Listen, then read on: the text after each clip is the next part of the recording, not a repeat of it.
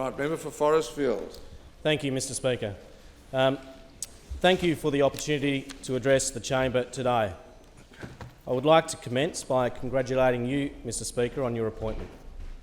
I would also extend my congratulations to the members of Parliament here today who have been re-elected, and especially to those members who have been elected to the Legislative Assembly for the first time. Can I also acknowledge the former member for Forestfield, Andrew Waddell, for his service to this House and to the electorate of Forestfield.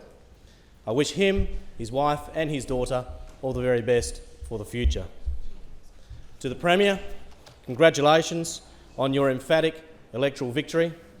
This is a clear and concise endorsement by the people of Western Australia in your strong leadership and clear vision for this state. There are a number of people I would like to thank publicly for their assistance, hard work and belief in me. Madam Speaker, with your indulgence, I would like to commit them to the public record. The extremely hard-working, the dear friend and now parliamentary colleague, the Honourable Alyssa Hayden MLC, Linny Butler, Alison McNee, Jared Lomas, Ben Allen, Hank Lewis, Peter Stewart, Amanda Robideau, Charlie Donovan, Sam Mattia, as well as many other significant people. The members of the local branches, the many volunteers and the people of the Hasluck Division, all of whom have supported me not just throughout the last 12 months, but for many years. Can I also acknowledge the federal member for Hasluck, Mr Ken Wyatt MP, for all the days spent door-knocking together over a long, hot summer. I am most grateful. I would also like to acknowledge my team from 2008. As many of you would know, my journey here has been a journey over several years. The team of 2008 was and is just as important as the team of 2013. And most recently, can I also acknowledge the wonderful Margaret Jackson for agreeing so willingly to assist in the setting up of my office. Again, most grateful. But these people shared a belief in me and gave so graciously of their time and knowledge to assist me in the pursuit of becoming the member for Forestfield. I would also like to thank the large number of my parliamentary colleagues who have been so willing to assist me over the last couple of months. And I should also mention at this time the Clerk of the Legislative Assembly and his staff for their assistance over recent times. I would also like to extend a sincere thank you to the good people within the electorate of Forestfield. I wish to thank them for the great honour that they have bestowed upon me. I am genuinely humbled. I hope that I can repay with interest the investment that they have made in me.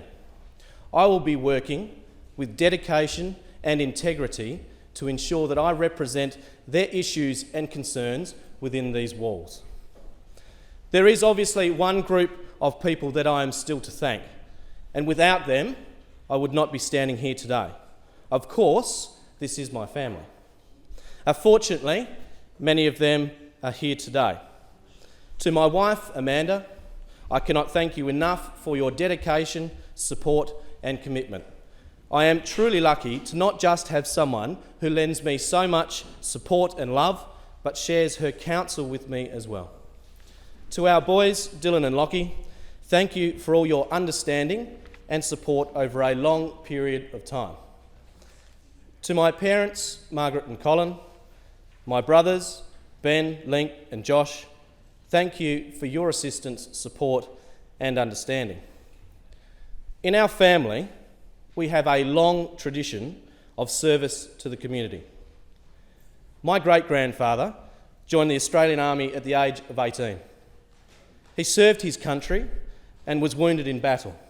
In fact, he was left for 3 days until a truce was called, where he was discovered in a bomb crater with severe shrapnel wounds to one leg. He returned to Australia and walked with a cane for the rest of his life. But he was not done with yet. He actually went on to become a radio pioneer in Western Australia, starting one of the first radio stations, broadcasting music to the people of Perth on 6WP. He broadcast his music into homes across Perth from 1927.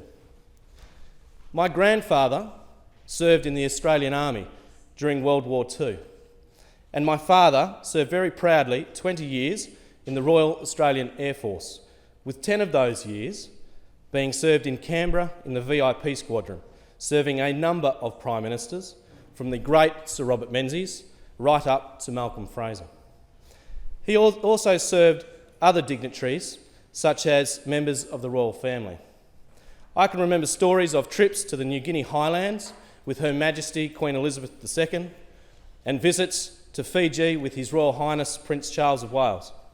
And my point, Madam Speaker, is that service to the community is something that is strongly embedded in my family and has been demonstrated over several generations. I have been fortunate enough to serve our community through education over the last decade of my life, and now, with great humility, I have the opportunity to serve the people of the Forestfield electorate, and more broadly, the people of Western Australia. That is a great privilege and not a role that I take lightly. The Forestfield electorate itself is an eclectic constituency. It contains three main urban hubs in Kenwick, Wattle Grove Forestfield and High Wycombe Maidavale. These hubs are interspersed with semi-rural areas and complemented by two main industrial areas in Maddington, Kenwick and Forestfield.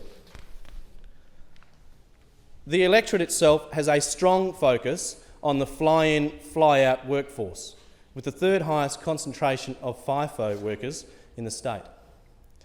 In addition to this strong focus on the mining and resources sector, there is also a lot of mining logistics and transport associated companies based in the electorate.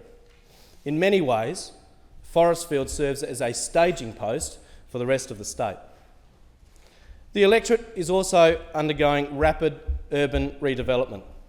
Areas such as Wattle Grove, Forestfield and High Wycombe are being developed with great speed as people begin to rediscover the eastern suburbs, and in particular the foothills of Perth, which make up a large part of the Forestfield electorate. These suburbs are only 20 minutes from the city, close to the airport, and access major arterial roads such as the Roe and Tonkin highways. They also sit on the doorstep to the Perth Hills, and the Swan Valley is just next door. This is an exciting time to be a resident in the electorate of Forestfield, with projects such as the Gateway Project and the Perth Airport Rail Link planned for the area. This will transform the East into a modern, fast-moving place to live. In my time, in the 39th Parliament, I will also be ensuring that all other commitments made to the electorate are delivered.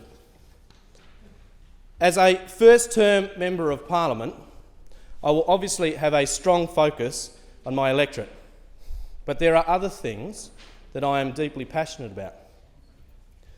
Firstly, I have been a teacher for the past 10 years, and I have a sincere interest in the quality of our education system. I am extremely cognizant of the significant role that education plays in ensuring that all of our children are best prepared to meet the challenges of their life beyond the compulsory years of education. It is essential that we acknowledge the unique requirements of each and every one of our students, regardless of where they live, of their socio-economic background, their culture, and so on. With this in mind, I have been particularly impressed with the introduction of the Independent Public Schools, or IPS, system by the Liberal National Government. The IPS system provides local school communities more control over their own destiny. It removes the one-shoe-fits-all approach to resourcing of schools. IPS schools now have the capacity to select staff and direct resources into areas which are most appropriate to meeting the unique needs of their school community.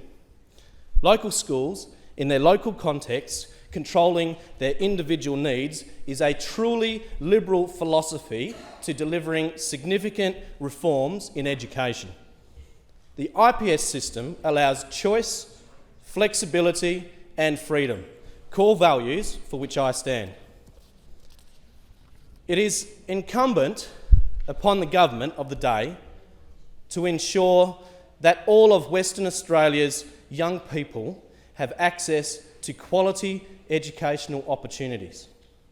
This is what will set us apart and allow Western Australia to continue to be a leading force as we tap into more of the Asian market. With this said, I'm extremely supportive of the extension of the IPS system to every school in Western Australia that has the desire to adopt this innovative system of school governance.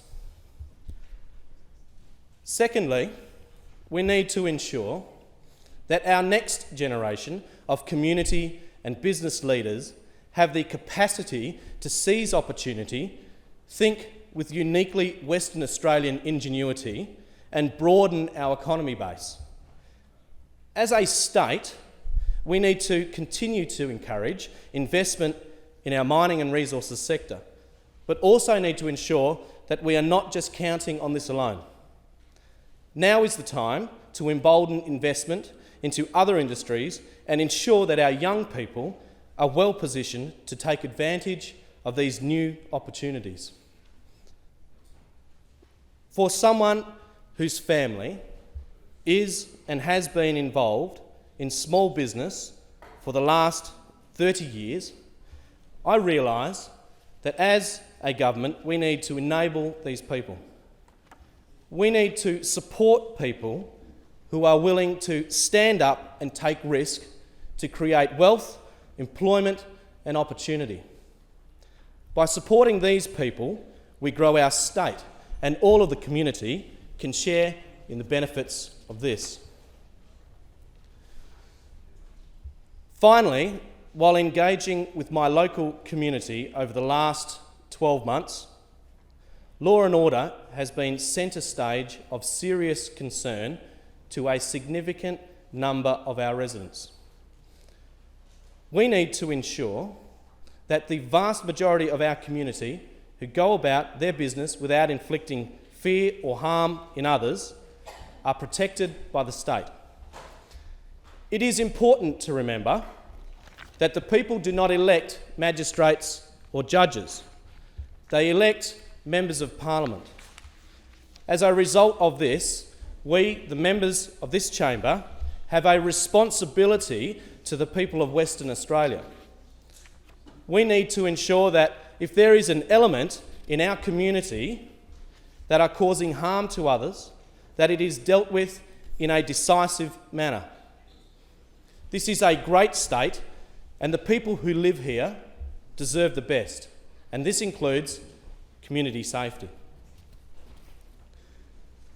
Madam Speaker, as I begin to conclude my address, I wish to reiterate that it is a great honour, and I am deeply humbled to stand in the same chamber that so many great Western Australians have stood.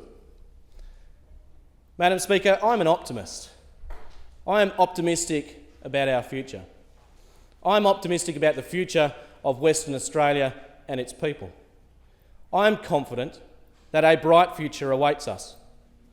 Western Australians generally are optimistic people. It is burdened upon us to ensure that we assist in delivering that future, and once again would like to extend my thanks to the people of the Forestfield electorate for giving me this opportunity. In finishing, Madam Speaker, I have mentioned much about my family here today, and I would like to close with a quote from an ancestor of mine, the great Abraham Lincoln. He said, "The best way to predict your future is to create it." Thank you, Madam Speaker, for the opportunity to address the chamber.